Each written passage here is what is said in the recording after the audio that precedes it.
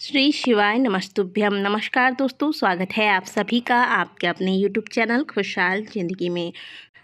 दोस्तों, देखते ही देखते श्रावण महीना अब समापन की ओर जा रहा है। श्रावण महीने के शुक्ल पक्ष की पंचमी तिथि 21 अगस्त को है और इस दिन श्रावण का 7वां सोमवार भी हमें प्राप्त हो रहा है। यह दिन अपने आप में बहुत ही विशेष है क्योंकि श्रावण महीने के शुक्ल पक्ष की पंचमी तिथि को नाग पंचमी का भी त्योहार मनाया जाता है।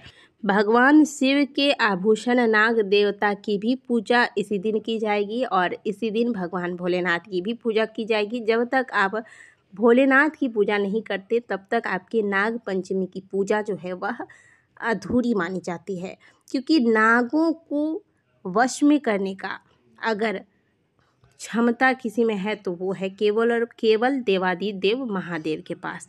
तो इस बार की जो सोमवार है वह बहुत ही महत्वपूर्ण है। 21 अगस्त को हमें कौन सी विशेष बातों का ध्यान रखना है, कौन से विशेष उपाय करने हैं तथा पूजा का शुभ मुहूर्त क्या होगा, कौन से ऐसे समय में आपको पूजा या फिर किसी भी प्रकार के उपाय करने से बचना चाहिए, ये पूरी जानकारी आज के वीडियो में हम आपको देने वाले हैं। यदि स्वप्न में आप बार बार सांप देखते हैं, सर्प के दर्शन होते हैं, आप डर जाते हैं, तो ऐसे में एक बहुत ही सुंदर सा छोटा सा उपाय है जिसे आप नाग पंचमी के दिन करके इस समस्या से मुक्ति पा सकते हैं। वीडियो को अंत तक जरूर देखिएगा। वीडियो अच्छी लगे तो लाइक अवश्य कीजिएगा। दोस्तों, नाग पंचमी में नाग देवता की पूजा की जाती है। कलयुग में कहा जाता है कि नागों के पास धन का कोष है, यानी कि धन का भंडार है और धन की इच्छा रखने वालों को नाग देवता की पूजा अवश्य करनी चाहिए। लेकिन आजकल नाग देवता के पूजा का जो विधान है वह कुछ लोगों के वजह से थोड़ा सा बदलाव आ गया है। इसमें कुछ लोग जीवित सर्पों को पकड़ के उसकी पूजा करते हैं अपने लाभ के लिए, जो कि बिल्कुल भी सही नहीं है। ऐसा करना आपके खुद के लिए भी कहीं से भी अच्छा नहीं है और यह शास्त्र विरुद्ध है। आपको ऐसा नहीं करना चाहिए। शास्त्रों में कहीं भी जीवित नागों के पूजा का कोई प्रमाण नहीं मिलता है। आपको नाग देवता की पूजा केवल और केवल मंदिर में जाकर भगवान भोलेनाथ के शिवलिंग पर जो नाग की आकृति होती है या फिर आप अपने घर में ही अगर पूजन करते हैं तो गोबर से नाग का चित्र या फिर आकृति बनाकर इस प्रकार से पूजा करना चाहिए। यही पूजा करने का सही विधि होता है। बाकी नाग देवता की पूजा जो हम नाग पंचमी में करते हैं वो हमेशा जोरों में करना चाहिए और हमेशा अपने कुल के हिसाब से करना चाहिए। ऐसा नहीं कि हमने किसी को देख लिया या फिर मैं ही आपको कुछ बता रही हूँ उसी विधि से आप करने लगें। जैसी प्रथा आपके कुल में चली आ रही है नाग पंचमी के दिन, उसी को आपको फॉलो करना है। हाँ, एक बात का ध्यान अवश्य रखिएगा कि नाग देवता की पूजा करने से पहले आप देवादिदेव महादेव की पूजा अवश्य करें, क्योंकि उनके आराध्य है महादेव।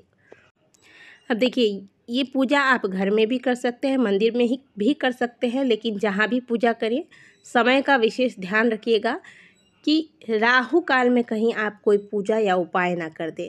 वैसे नाग पंचमी की जो पूजा है वह प्रातःकाल ही की जाती है।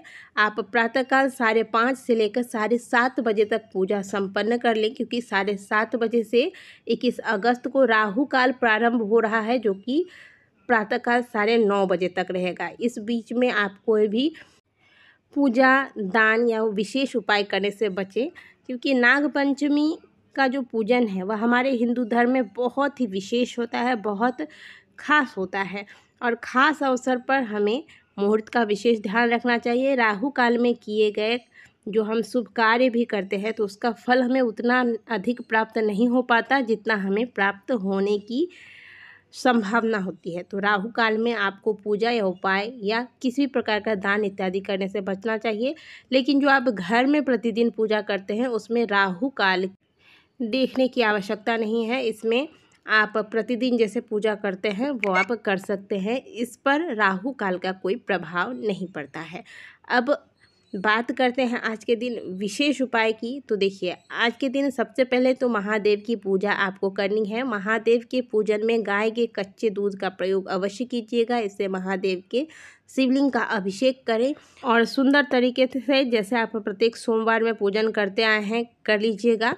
और फिर महादेव के शिवलिंग पर ही नाग देवता की आकृति होती है, जो आप किसी धातु की हो या फिर मिट्टी को की हो, हर जगह अलग अलग होती है, लेकिन मंदिरों में होती अवश्य है। तो आप ध्यान रखिएगा और उसी आकृति में आपको पूजन करना है। गाय का कच्चा दूध अवश्य चढ़ाइएगा, फिर जल चढ़ाइएगा, चंदन, अक्षत, पुष्प इत्यादि से पूजन कर ले। अब बात करेंगे कि उन लोगों की जो सर्प को स्वप्न में अक्सर देखते हैं और डरते हैं, जिनके स्वप्न में बार बार सर्प आता है, तो ऐसे में क्या करना चाहिए। ऐसे में आप नाग पंचमी के दिन, जैसे कि कल नाग पंचमी है, तो आज ही आप एक पान का पत्ता ले लें। पान के पत्ते में चंदन से 3 नाग की आकृति बना लें, जैसे आप स्क्रीन पर देख रहे हैं। आकृति बनाने के बाद इस पान के पत्ते को एक प्लेट में या किसी पात्र में रखकर आप अपने कमरे में, अब जिस व्यक्ति के लिए इस उपाय को कर रहे हैं, जिसे यह परेशानी है, उसके कमरे में ही आपको अपने सिरहाने के पास या किसी टेबल में बगल में आप बिस्तर के आसपास यह कटोरा रख दें। और फिर प्रातःकाल जागने के बाद स्नान के पश्चात इस पान के पत्ते को लें और जाकर महादेव के मंदिर में उनके शिवलिंग से इस पत्ते का स्पर्श कराकर महादेव से प्रार्थना करते हुए कि हे प्रभु, मुझे स्वप्न में बार बार सर्प देवता के दर्शन होते हैं, मैं इससे बहुत ज़्यादा भयभीत हो जाता हूँ या हो जाती हूँ, कृपा करके मेरी समस्या का समाधान करें। इस प्रकार से प्रार्थना करते हुए इस पान के पत्ते को बहती हुई नदी में प्रवाहित कर देनी चाहिए। कहा जाता है कि इस उपाय को करने मात्र से आपके स्वप्न में सर्प आकर आपको परेशान नहीं करेंगे, आपको बार बार सपने में सांप नज़र नहीं आएंगे। तो ये छोटा सा उपाय है, इसे अवश्य कीजिएगा। और जो लोग श्रावण का व्रत रखते हैं, व्रत की विधि वही रहेगी जो प्रत्येक सोमवार को रहती है। और जो व्रत नहीं रखते वो पूजा पाठ करने के बाद शुद्ध सात्विक भोजन ले सकते हैं। और चाहे व्रत रखें या न रखें, प्रत्येक सोमवार की तरह शाम को एक दीपक घी का या फिर तिल के तेल का तैयार करें और महादेव के मंदिर में जाकर प्रदोष काल में लगाना ना भूलें। ये कार्य तो आपको अवश्य करना है, प्रत्येक सोमवार को मैं आपको बताती हूँ, तो अवश्य कर लीजिएगा। वीडियो अगर अच्छी लगी है तो वीडियो को लाइक कीजिएगा, कमेंट बॉक्स में हर हर महादेव अवश्य लिखिएगा। मिलते हैं आपसे अगली वीडियो में, तब तक के लिए ओम नमः शिवाय, हर हर महादेव।